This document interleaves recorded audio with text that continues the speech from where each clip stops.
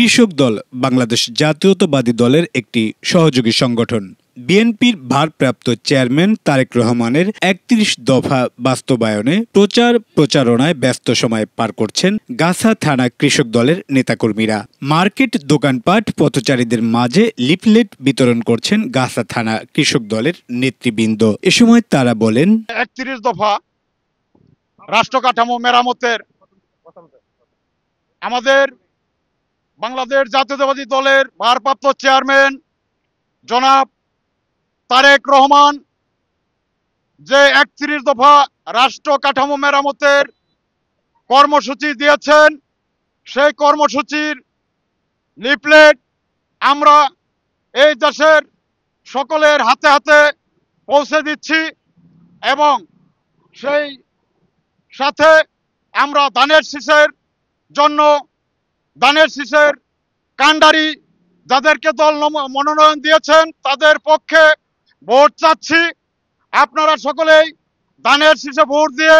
আগামী দিনে তারেক রহমানের হাতকে শক্তিশালী করে এবং এই রাষ্ট্র কাঠামো মেরামতের যে রয়েছে সেই ৩১ দফা দাবি যাতে বাস্তবায়ন করতে পারে সেই লক্ষ্যে আপনাদের সকলের কাছে গাছা থানা কৃষক দলের পক্ষ থেকে বাংলাদেশ জাতীয়তাবাদী দল বিএনপির ধানের শীষ প্রতীকে, শহীদ জিয়ার ধানের শীষ প্রতীকে, খালেদা জিয়ার ধানের শীষ প্রতীকে, তারেক রহমানের ধানের শীষ প্রতীকে, অধ্যাপক এম এ মান্নানের ধানের শীষ প্রতীকে ভোট চেয়ে এম মঞ্জুরুল করিম রনি ভাইকে বিপুল ভোটে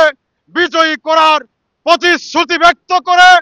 বাংলাদেশ জাতীয়তাবাদী কৃষক দল গাছা থানার পক্ষ থেকে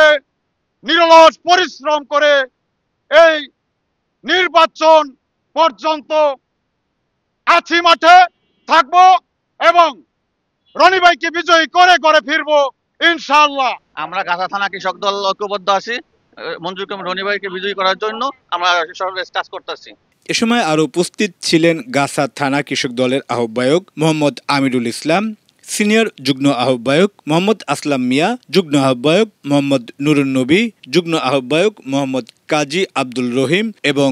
সদস্য সচিব মোহাম্মদ লুৎফর রহমান সহ আরো অনেকেই উপস্থিত ছিলেন। তবে এ সকল কার্যক্রমে সন্তুষ্টি প্রকাশ করেছেন গাছা থানা বিএনপির সাধারণ সম্পাদক কামাল উদ্দিন ও গাছা থানা বিএনপির সভাপতি মনিরুল ইসলাম বাবুল সিপাহী।